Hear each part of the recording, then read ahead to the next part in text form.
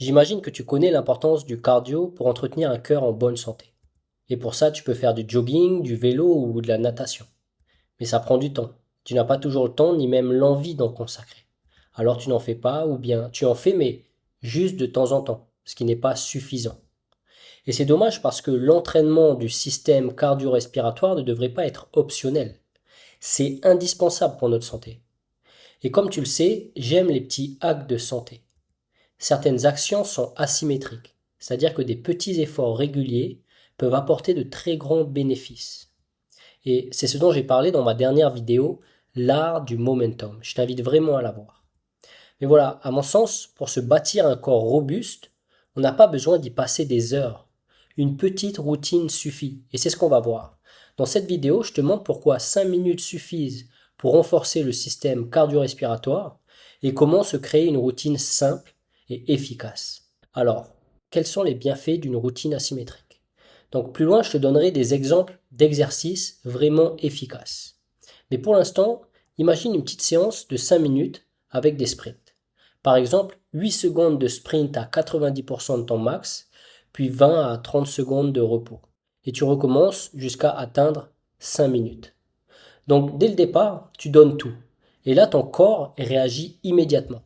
Tes muscles se contractent à fond, ton cœur accélère pour envoyer un max d'oxygène et de nutriments vers les muscles sollicités, et tes poumons s'activent intensément pour répondre à cette demande en oxygène. Donc au bout des 5 minutes, tu es essoufflé, ton cœur bat fort et tes muscles brûlent. Et si tu répètes cette routine sur une base régulière, c'est là que tu peux obtenir des résultats durables. Donc ton cœur devient plus fort et plus efficace, tes poumons gagnent en capacité, ton VO2 max augmente, c'est la quantité maximale d'oxygène que ton corps peut utiliser, un marqueur essentiel de santé et de longévité, et tu résistes mieux à l'effort, tu deviens plus résilient et énergique. Mais surtout, tu préserves ton temps pour ce qui compte, tes projets, tes loisirs, ta détente ou du temps avec ta famille. Alors maintenant, comment créer une routine asymétrique? Tout d'abord, tu dois choisir un exercice et ensuite développer une démarche de progression à long terme autour de ce seul exercice. Alors pour ça, j'ai préparé un petit tableau qui détaille les exercices qui sont pour moi les plus efficaces.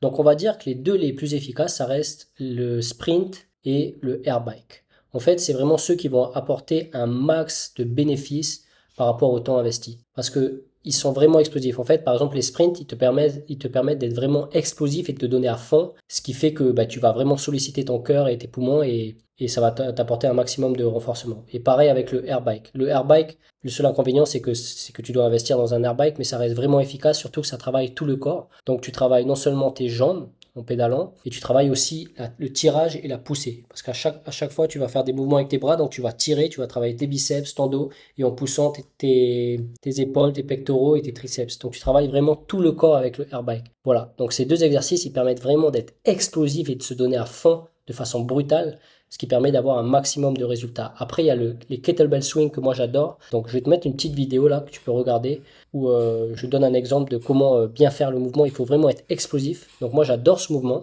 Il y a aussi le rowing explosif, mais ça demande aussi d'investir dans je sais pas comment on appelle ça, un rameur. Et après, moins efficaces, mais qui sont aussi très bien, et surtout, ça demande aucun équipement, il y a les burpees et les squat jump.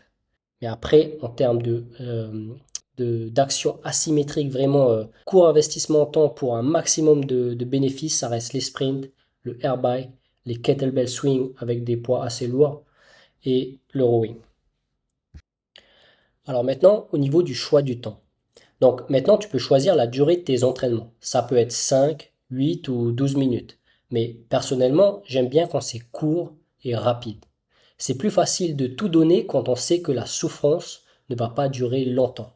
Et puis ma devise, c'est Keep it simple and stupid. Garde ça simple et stupide. Donc l'idée, c'est vraiment de pouvoir intégrer cette routine à ton emploi du temps. Et ça doit se faire sans aucune friction, avec la plus grande des facilités.